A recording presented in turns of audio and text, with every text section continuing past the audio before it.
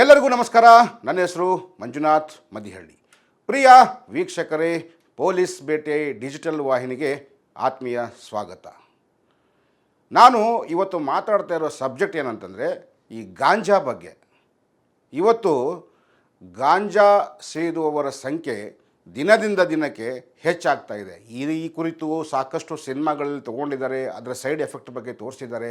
ಆದರೂ ಕೂಡ ಯುವಕರು ಇವತ್ತು ಗಾಂಜಾ ವ್ಯಸನಿಗಳು ಆಗ್ತಾ ಇರೋದು ನೋಡ್ತಾ ಇದ್ದರೆ ದುಃಖನೂ ಆಗುತ್ತೆ, ಒಂದೊಂದು ಸರಿ ಕೋಪ ಬರುತ್ತೆ. ಈಗ ಮೊನ್ನೆ ಹಾಸನದಲ್ಲಿ ಒಂದು ಇನ್ಸಿಡೆಂಟ್ ಆಯಿತು. ಯಾವನೋ ಒಬ್ಬ ಹುಡುಗ ಗಾಂಜಾ ಅಮಲಿನಲ್ಲಿ ಒಬ್ಬ ಹುಡುಗನ ಕೊಲೆ ಮಾಡಿ ಸೆಲ್ಫಿ ತಕ್ಕೊಂಡು ಅದನ್ನು ಬಹಳ ವಿಜೃಂಭಿಸಿ ಮಾತಾಡ್ತಾನೆ, ನಾನು ಹೊಡೆದಾಕ್ದೆ, ನಾನು ಕೊಲೆ ಮಾಡಿದೆ ಅಂತ. ಅವನ್ನ ಪೊಲೀಸರು ಅರೆಸ್ಟ್ ಮಾಡಿದರು, ಅದು ಮಾತು ಬೇರೆ. ಆದರೆ ನಾನು ರಾಜ್ಯದ ಎಲ್ಲ ನಗರಗಳಲ್ಲಿರ್ತಕ್ಕಂಥ ಪೊಲೀಸ್ ಆಯುಕ್ತರಾಗಿರ್ಬೋದು, ಎಸ್ ಪಿ ಅವರು ಆಗಿರ್ಬೋದು, ಆಮೇಲೆ ಈ ರಾಜ್ಯಕ್ಕೆ ಸಂಬಂಧಪಟ್ಟಂಥ ಉನ್ನತ ಅಧಿಕಾರಿಗಳಾಗಿರ್ಬೋದು, ನಿಮ್ಮಲ್ಲಿ ನಾನು ಮನವಿ ಮಾಡಿಕೊಳ್ತೀನಿ.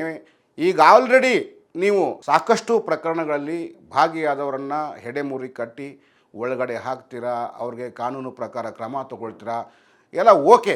ಆದರೆ ಯಾವುದೇ ಒಂದು ಜಿಲ್ಲೆಯಲ್ಲಿ ಸರಿಯಾದ ರೀತಿಯಲ್ಲಿ ಈ ಗಾಂಜಾ ಮಾರಾಟ ಮಾಡುವವರು ಮತ್ತು ಗಾಂಜಾ ಸೇವನೆ ಮಾಡುವವರ ಬಗ್ಗೆ ದಯವಿಟ್ಟು ನಿಗಾವಹಿಸಿ ಒಂದು ವಿಶೇಷವಾದ ತಂಡವನ್ನು ರಚಿಸಿ ಪ್ರತಿ ಜಿಲ್ಲೆಯಲ್ಲೂ ಆ ತಂಡದ ಕೆಲಸ ಏನಂತಂದರೆ ಈ ಗಾಂಜಾ ಮಾರಾಟ ಮಾಡೋರು ಮತ್ತು ಗಾಂಜಾ ತಗೊಳ್ಳೋರು ಇವರನ್ನು ಪತ್ತೆ ಹಚ್ಚಿ ಆ ಜಾಲವನ್ನು ಹಿಡಿದು ಅವರ ಹೆಡೆಮುರಿ ಕಟ್ಟಿ ಅಂತ ಈ ಸಂದರ್ಭದಲ್ಲಿ ನಾನು ಹೇಳ್ತೀನಿ. ಈಗ ನಾನು ಹಿಂದೆ ನೋಡಿದ ಹಾಗೆ ಅವಳಿ ನಗರದಲ್ಲಿ, ಹುಬ್ಬಳ್ಳಿ ಧಾರವಾಡ ಅವಳಿ ನಗರದಲ್ಲಿ ಎನ್ ಶಶಿಕುಮಾರ್ ಅವರು ಬಹಳ ಜನರುಗಳನ್ನು ಹಿಡಿದು, ಗಾಂಜಾ ವ್ಯಸನಿಗಳಿರ್ಬೋದು ಅಥವಾ ಮಾರಾಟ ಮಾಡೋರಿರ್ಬೋದು, ಬಹಳ ಅಂದರೆ ಬಹಳ ಜನಗಳನ್ನು ಹಿಡಿದು ಅವ್ರಿಗೆ ಸರಿಯಾಗಿ ಬುದ್ಧಿ ಕಲಿಸಿದ್ದಾರೆ, ಜೈಲಿಗೂ ಅಟ್ಟಿದ್ದಾರೆ, ಓಕೆ. ಆದರೆ ಈ ಗಾಂಜಾ ಮಾರಾಟ ಏನಿದೆ ಇದು ಇನ್ನೂವರೆಗೂ ನಿಲ್ತಾ ಇಲ್ಲ.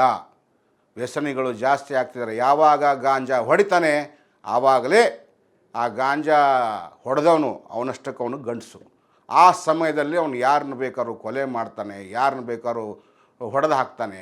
ಸೊ ಯಾವಾಗ ಗಾಂಜಾ ಸೇವನೆ ಮಾರಾಟ ಕಡಿಮೆ ಆಗುತ್ತೆ ಆವಾಗ ನಮ್ಮ ರಾಜ್ಯದಲ್ಲಿ ಪ್ರಕರಣಗಳು ಕಡಿಮೆ ಆಗುತ್ತೆ. ಇದನ್ನು ಗಮನದಲ್ಲಿಟ್ಕೊಂಡು ದಯವಿಟ್ಟು ಎಲ್ಲ ಅಧಿಕಾರಿಗಳು, ಯಾವ ಅಧಿಕಾರಿಗಳಿಗೆ ಈ ನನ್ನ ವಿಡಿಯೋ ತಲುಪುತ್ತೆ ನಿಮ್ಮಲ್ಲಿ ನಾನು ಮನವಿಯನ್ನು ಮಾಡಿಕೊಳ್ತಾ ಇದ್ದೀನಿ. ನೀವು ಪ್ರತಿಯೊಂದು ನಿಮ್ಮ ಕರ್ತವ್ಯದಲ್ಲಿ ನಿಷ್ಠೆಯನ್ನು ಏನು ತೋರ್ತಾ ಇದ್ದೀರಿ, ಅದೇ ರೀತಿಯಾಗಿ ಈ ಗಾಂಜಾ ವ್ಯಸನಿಗಳ ಬಗ್ಗೆ ಅಥವಾ ಮಾರಾಟ ಮಾಡುವವರ ಬಗ್ಗೆ ನಿಗಾ ವಹಿಸಿ ಅವರನ್ನು ಹೆಡೆಮುರಿ ಕಟ್ಟಿದರೆ ಅಪರಾಧಗಳು ಕಡಿಮೆ ಆಗ್ತವೆ, ಕೊಲೆಗಳು ಕಡಿಮೆ ಆಗ್ತವೆ.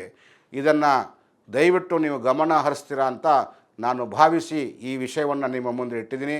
ಎಲ್ಲರಿಗೂ ಒಳ್ಳೆಯದಾಗಲಿ. ಮತ್ತೆ ಸಿಗ್ತೀನಿ.